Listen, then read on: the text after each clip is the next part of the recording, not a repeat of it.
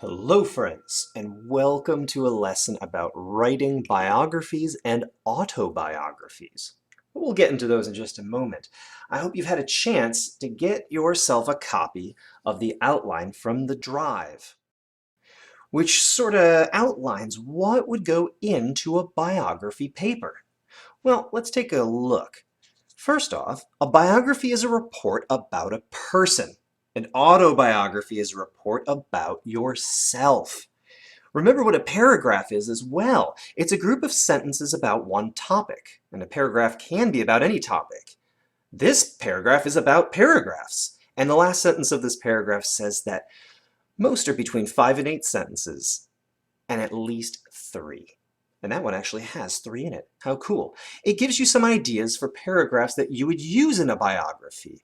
In the first paragraph, we want to talk about facts that describe the person, like the height, the weight, the hair and eye color, age, and other interesting details. Very much like in our animal reports where we have a topical paragraph about what the animal looks like. Our next paragraph about a person, though, will talk about their life, their early life. When were they born? Where were they born? Did they have a family, and what was their family like? Are there any interesting stories, memories, or details about growing up that you can find about this person? Now, your next paragraph will be about the person's life now. This would be achievements, major life events, and any other details that will make this paragraph full of interesting information. If it's about someone from the past that is not with us anymore, this would be about what their life was like as an adult. The last paragraph could be about your thoughts on this person's life. You might even add something personal if they've inspired you. Maybe now you are a writer and you wanted to talk about this person and how they inspired you to do that. Well, speaking of writing, let's get busy. Now, one more thing, you could add other paragraphs. There might be things that come up as you do your research that you want to mention. So, research. You can definitely use a variety of books and articles on that person to get the information you need.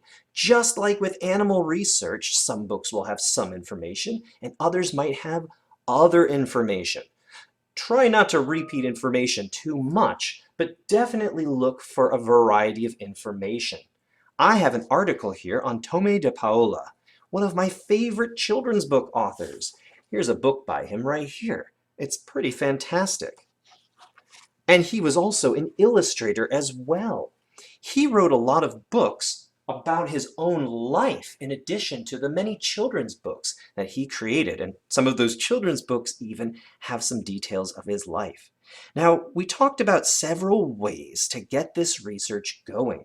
We've talked about taking notes and highlighting, and we could do a mixture of both as well. We really want to focus on the things that we need. So creating an outline might be the best way to get started. Getting yourself a separate sheet of paper, making sure to write down the name of who you're researching. Again, if you find information in this book or article, who's to say you won't find other information to add on the same topics from other books and articles? So, you might want to name your first part of your outline description. And this is where you can put all of those describing notes down. Giving yourself plenty of space because you might find quite a deal. In fact, you might even want to flip to the back for the next section. You can write about the person's early life. And I'm actually going to do that because I feel like I might find a lot of information. Remember, the early life is going to be their childhood and maybe even up to where they become a young adult. Using a separate sheet of paper now, you might want to go and grab the rest of the information from here for your outline. Their life as it is now and your thoughts on that person's life. Once we have our outline ready to go, we can read our article. It might be nice to just go ahead and read through it and get well versed in the information because each time you read it, you might pick out new things. But the other thing I can do while I read it is highlight important information. Thomas Anthony Tome de Paola was an American writer and illustrator who created more than 260 children's books. His full name is here. I do want that for later. It also lists when he was born and when he died, and those will be interesting. Those will be important things to write down as well. It talks about how he is a writer and illustrator. More than 260 children's books he created, and Stregonona was one of those. Wow, he received the Children's Literature Legacy Award for his lifetime contribution to American children's literature. That was just about 9 years ago. Fantastic. Well, in that intro paragraph, I found a bit of information, but actually, the next paragraph's all about the early life and education. So I would read through this and pull out the most important facts. Was born in Meriden, Connecticut. I could talk about how his family was Irish and Italian, but I don't know if I really need that. But there's his parents' names, Joseph and Florence de Paola, and his brother Joseph, and 2 sisters, Judy and Maureen. And I'm not highlighting complete sentences because I can make my own sentences later using this information. Grandparents originated from Calabria. Wow, which is where he made some of the settings of his books. Fantastic. I could keep reading through this whole article and highlight important information. And when I'm ready to take notes, then I'll want to find out where that information is supposed to go. I haven't seen any descriptive information yet, but I have found information about his early life. I could definitely put down his birth date, which was September 15th, 1934.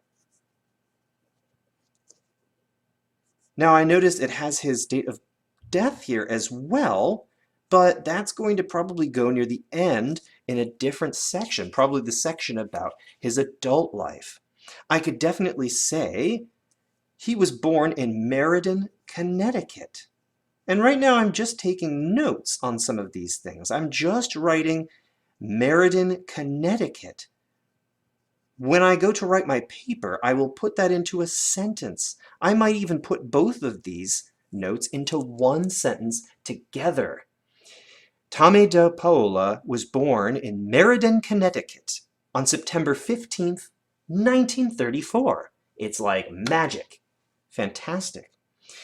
But what if you don't want to write about somebody else? And I definitely implore you to go check out the wide world of very cool people that you can write about.